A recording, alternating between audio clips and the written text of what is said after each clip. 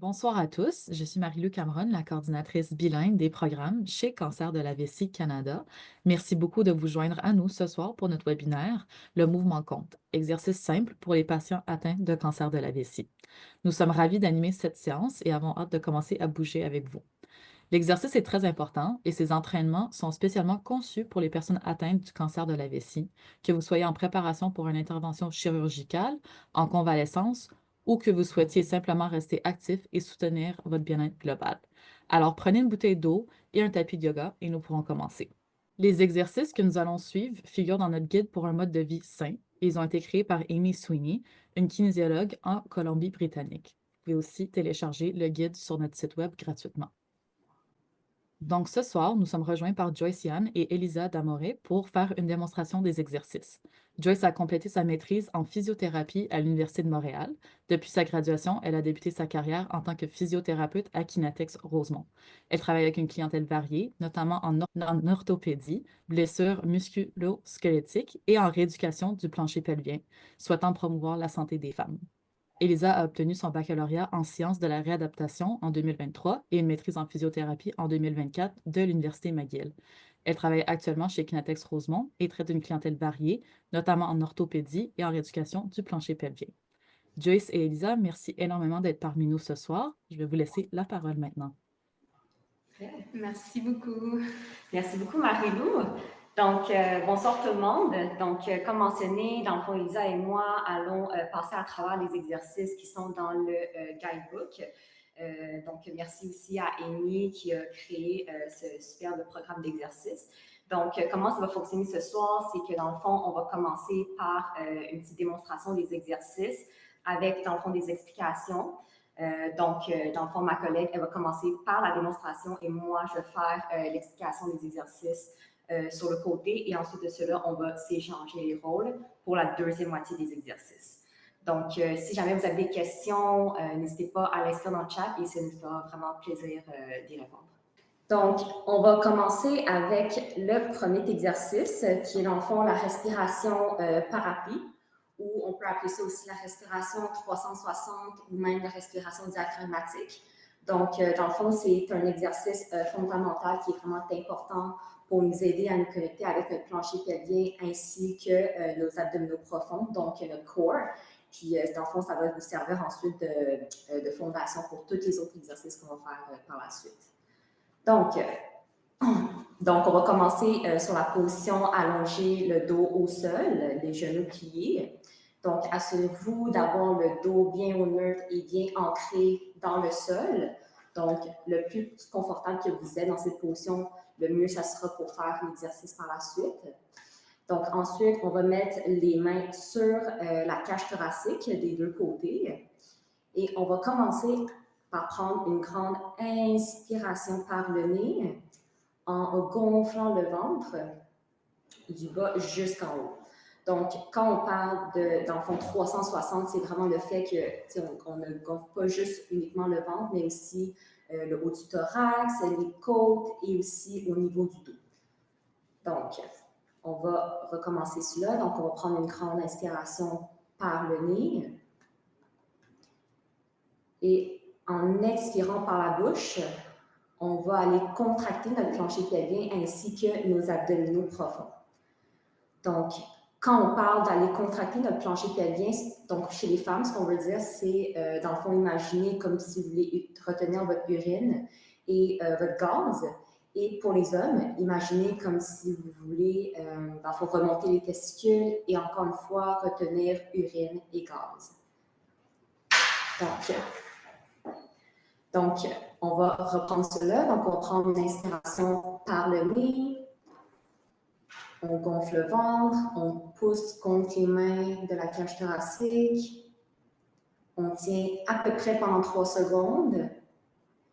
Et on expire ensuite par la bouche en contractant le plancher pelvien et les abdominaux profonds. Donc, pour aller chercher les abdominaux profonds, imaginez comme si vous voulez, dans le fond, rapprocher les deux épines de vos hanches vers le centre. Donc, comme si on allait serrer un corset autour de votre tronc. Donc, on va le faire une dernière fois. Donc, on va prendre une inspiration par le nez. On gonfle le ventre, les côtes et le dos. On tient pendant 3 secondes. Et on expire par la bouche en contractant le plancher pelvien et les abdominaux.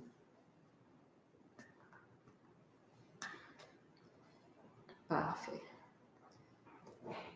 Donc, maintenant, on va passer au deuxième exercice qui est, dans le fond, le pont avec la contraction des adducteurs.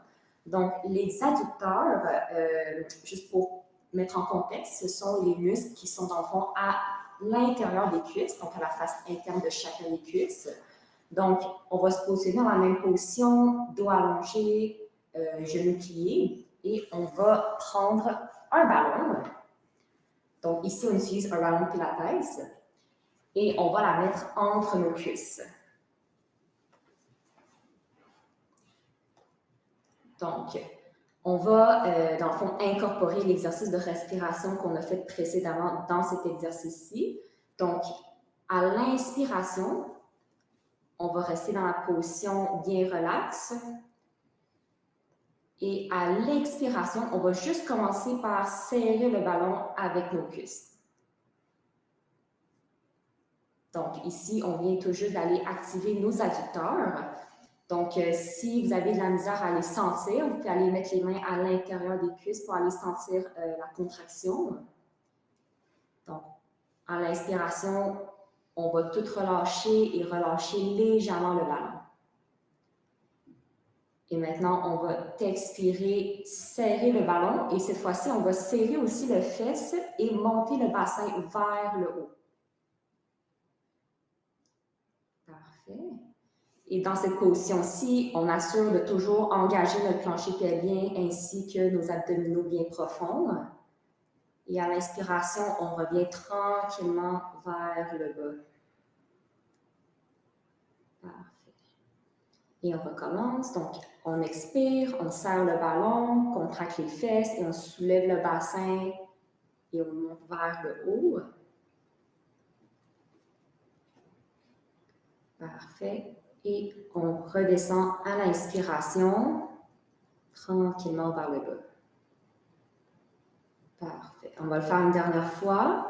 Donc, on expire, on serre le ballon avec nos cuisses, on serre les fesses et on monte le bassin. Donc, aussi, faites attention que quand vous êtes dans cette position-là, assurez-vous d'avoir le dos qui est bien droit, bien au neutre et non d'aller trop arquer le dos vers le haut. On veut éviter les blessures qui se passent quand on utilise davantage le dos. Et à l'inspiration, on va revenir tranquillement vers le sol. On a une petite question ici. Ça serait combien de temps est-ce que ça devrait durer quand on monte, quand on tient et quand on redescend? Donc, idéalement, ça dépend vraiment de comment on va travailler dans le fond dans l'exercice, mais idéalement, pour commencer, on va aller dans le fond vraiment faire chacune de ces étapes-là à peu près pendant 2-3 secondes à chaque étape. Donc, lors de la montée, on le fait à peu près en 2 secondes. Après ça, en haut, on va tenir encore une fois 2 à 3 secondes. Et après ça, on va redescendre tranquillement en 2 secondes. Donc, est-ce que ça répondait Oui, à la question? oui, merci pour l'explication. Et est-ce que avec le temps, si jamais on veut rendre l'exercice plus difficile, est-ce qu'on peut tenir l'exercice plus longtemps? Oui, tout à fait. Donc, si jamais on arrive à se rendre un peu, dans le fond, si on sent que l'exercice est devenu plus facile et on veut un peu plus de challenge, dans le fond, plus longtemps on va tenir en haut, plus demandant ce sera pour, dans le fond, les muscles de nos fessiers et pour les muscles des adducteurs. Donc, pour le rendre plus difficile, on peut définitivement aller augmenter graduellement la durée. Merci beaucoup, Joyce. Parfait. Donc, maintenant, on va passer au troisième exercice, qui est l'exercice de la planche modifiée. Donc, on va se mettre à 4 pattes pour cet exercice.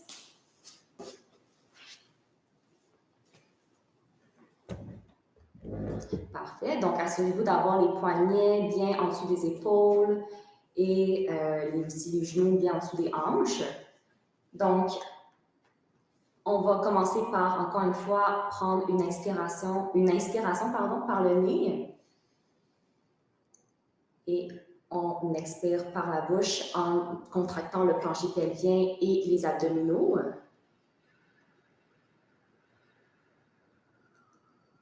Donc, on va le répéter une autre fois. Donc, on va prendre une inspiration par le nez et cette fois-ci, on va tranquillement aller s'asseoir sur les talons en arrière.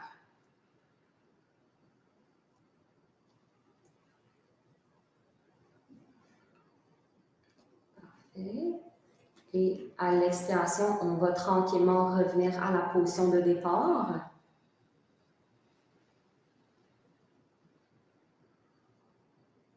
Parfait. Donc, on va le refaire une autre fois. Donc, on inspire et on ramène tranquillement les fesses sur les talons.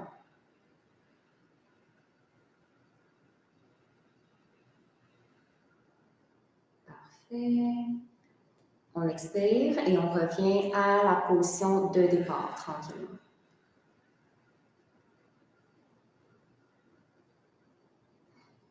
Parfait. Donc, si jamais vous trouvez que dans cette position-ci, l'exercice devient à un moment donné un peu plus facile, donc pour vous challenger un petit peu, vous pouvez reculer légèrement les genoux un petit peu en arrière. Donc, comme ça, quand vous allez vous asseoir sur les talons, vous allez sentir que ça demande un petit peu plus d'effort au niveau des fessiers. Vous allez sentir peut-être davantage un petit étirement au niveau du bas du dos. Parfait. Et on revient. Donc, encore une fois, dans cet exercice-ci, important que le dos soit toujours en position neutre et tronc bien engagé. Donc, évitez d'avoir le dos trop rond ou trop cambré vers le haut.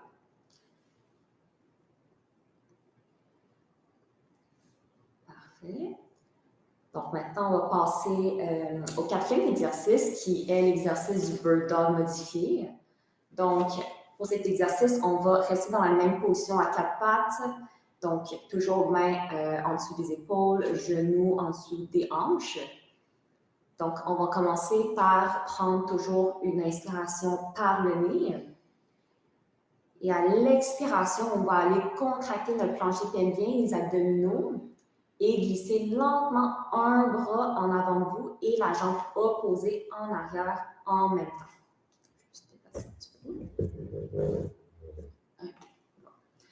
Et ensuite, on ramène dans la position de départ à l'inspiration. Et on répète encore une autre fois. Donc, à l'expiration, contraction du plancher pelvien et les abdos. On glisse lentement un bras en avant et la jambe opposée en arrière en même temps. Assurez-vous d'avoir toujours le dos bien droit dans cette position et évitez de trop basculer aussi le bassin vers le côté. Et ensuite, on ramène dans la position de départ. Okay, donc, on va le refaire une dernière fois. Donc, inspiration par le nez. À l'expiration, on contracte plancher pelvien, les abdominaux et on glisse tranquillement un bras et une jambe en même temps. Et on inspire et on revient dans la position de départ. Parfait.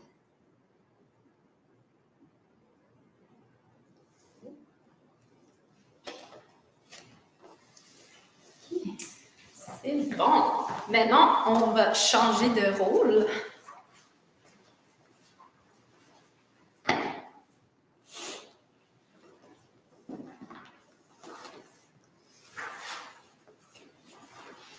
OK. Pour le prochain exercice, on va travailler un peu l'inclinaison pelvienne couchée sur le dos.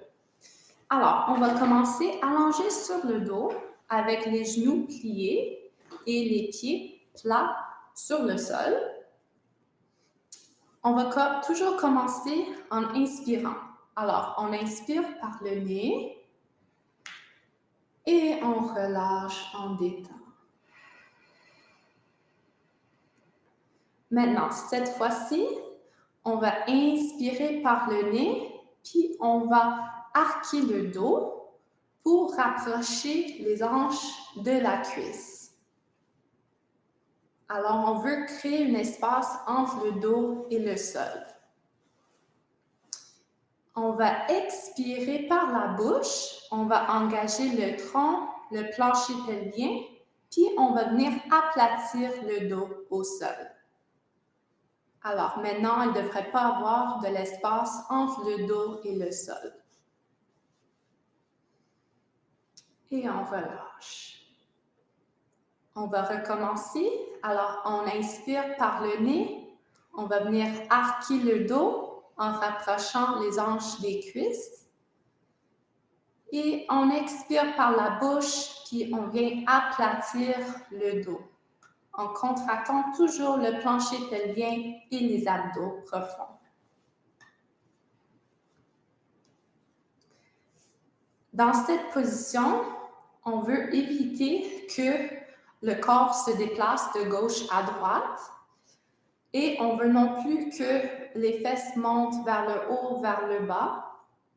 Alors, on veut vraiment qu'on reste stable au niveau du bassin, puis la majorité du travail se fait au niveau des fessiers et le tronc. Alors, une dernière répétition. On inspire par la bouche. On va arquer, cambrer le dos pour rapprocher les hanches des cuisses. Et on expire par la bouche, puis on vient aplatir le bas du dos du sol en contractant le plancher pelvien et les abdos. Super.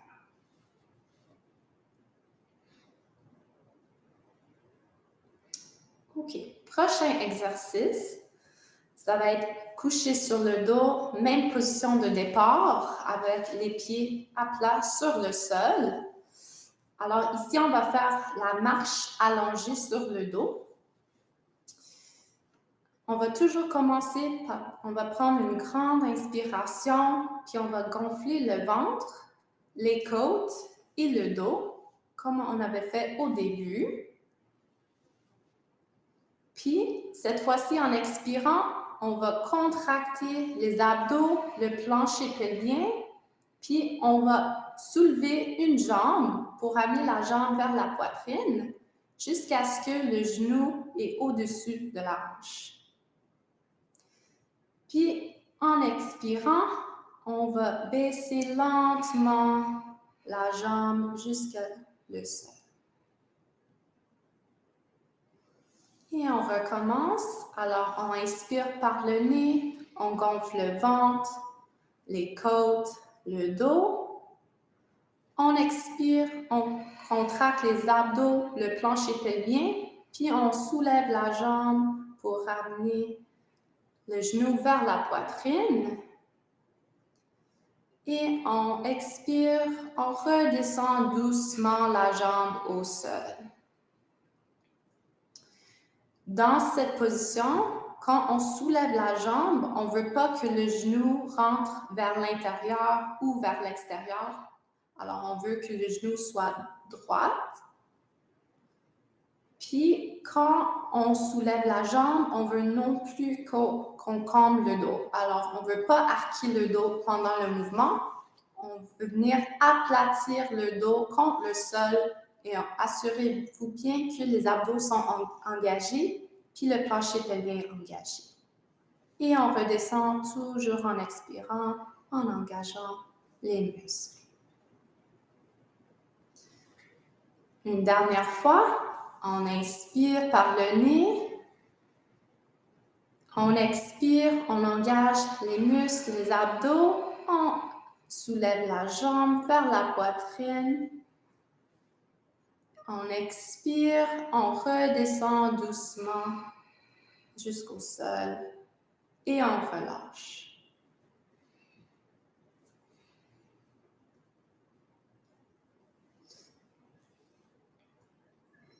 OK, prochain exercice, ça va être le fire hydrant et on va faire cet exercice à 4 pattes.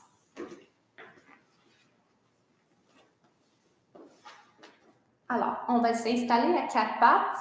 On va s'assurer que les mains sont sous les épaules et les genoux sont sous les hanches.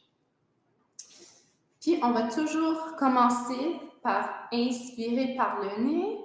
On gonfle le ventre et on expire par la bouche. On engage le tronc, le plancher pelvien. On recommence, on inspire, on gonfle le ventre, les côtes. Et cette fois-ci, en expirant, on va soulever la jambe sur le côté et on redescend la jambe lentement en inspirant. On recommence, on inspire, on relâche bien, on gonfle le ventre. On expire, on soulève la jambe sur le côté. Et on inspire, on redescend la jambe. Dans cet exercice, on veut éviter que les hanches se déplacent à droite, à gauche. On veut assurer que les hanches restent carrées par rapport au sol. Et on veut aussi que les coudes restent droits puis bien allongés.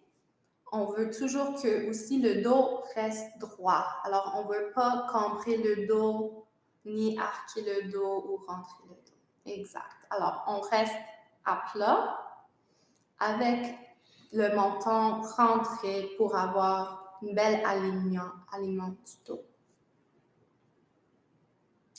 Alors, dernière fois, on inspire, on relâche.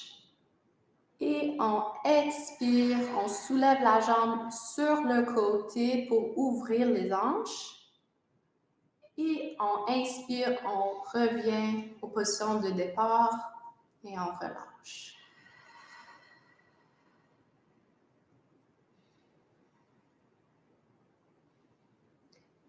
Prochain exercice, puis notre dernier exercice, ça va être le bear lift ou le flottement des genoux.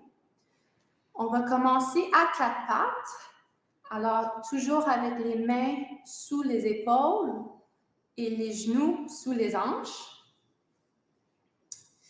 On va assurer de trouver une position neutre de la colonne vertébrale, c'est-à-dire on veut que le dos reste plat. Et on va toujours diriger le regard au sol entre les deux mains.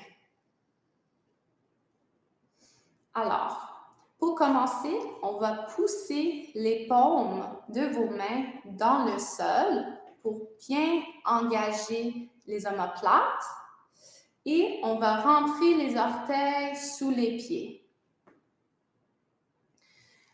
On va inspirer, on va gonfler le ventre. Puis en expirant par la bouche, on va engager le tronc, le plancher pelvien, puis on va soulever les genoux du sol d'environ 1 cm. Et on redescend en inspirant par le nez. OK, on recommence. Alors, pour commencer, on pousse les paumes dans le sol pour bien engager les omoplates. On inspire, on gonfle le ventre. On expire, on soulève les genoux du sol d'environ 1 cm. On maintient la position 2 secondes. 1, 2. Et on redescend en inspirant par le nez. Alors, dans cette position, on va toujours assurer que le dos reste droit. Les coudes aussi restent droits. Puis tout au long qu'on pousse les paumes dans le sol pour bien engager les omoplates puis les muscles du haut du dos. Alors, dernière répétition. On pousse les mains dans le sol, on engage les omoplates, les bras. On inspire, On gonfle bien le ventre. On expire par la bouche. On soulève les genoux du sol. On maintient 1 seconde, 2 secondes et on redescend en inspirant par le nez. Et on relâche tout.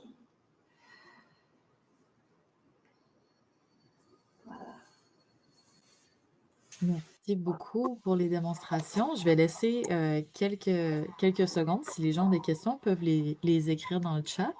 On avait reçu une question, par exemple, qui demandait Oui. si on est un débutant, qu'on commence à faire les Mhm. exercices, le médecin a dit que c'était correct de commencer à faire ces exercices-là. Environ combien de fois par semaine est-ce qu'on peut faire le programme ou est-ce qu'on y va selon comment on se sent, comment qu'on gère ça? Bon, génial. Donc, c'est ça. Donc, c'est sûr que là, les exercices qu'on a démontrés, c'est des exercices de renforcement, dans le fond, qui sont très doux, qui peuvent être commencés comme rapidement après une chirurgie, après qu'on ait reçu le OK du médecin. Donc, c'est sûr que là, on en a fait quand même plusieurs répétitions, mais il faut toujours se fier un petit peu à comment on se sent pour le nombre de répétitions. Donc, on dirait que, en temps pour une séance d'exercice, en moyenne, pour avoir quand même un effet de renforcement, éventuellement, on peut quand même aller se rendre à 10, entre 10 et 12 répétitions par exercice pour. Donc, c'est ça. Donc, on avait dit, on veut éventuellement se rendre entre 10 et 12 répétitions et à peu près pour 3 séries. Mais c'est sûr que si jamais on est débutant puis qu'on est tout juste de commencer les exercices, on va toujours commencer par bâtir un petit peu notre endurance musculaire et aussi notre tolérance à l'exercice. Donc, si jamais on est seulement capable de faire 5 répétitions pour commencer, ben, on peut juste commencer par en faire 5 et tranquillement, on va aller jusqu'à 6, jusqu'à 7, jusqu'à 8 pour éventuellement juste apprendre, dans le fond, se rendre à 10 ou à 12 répétitions. Ouais.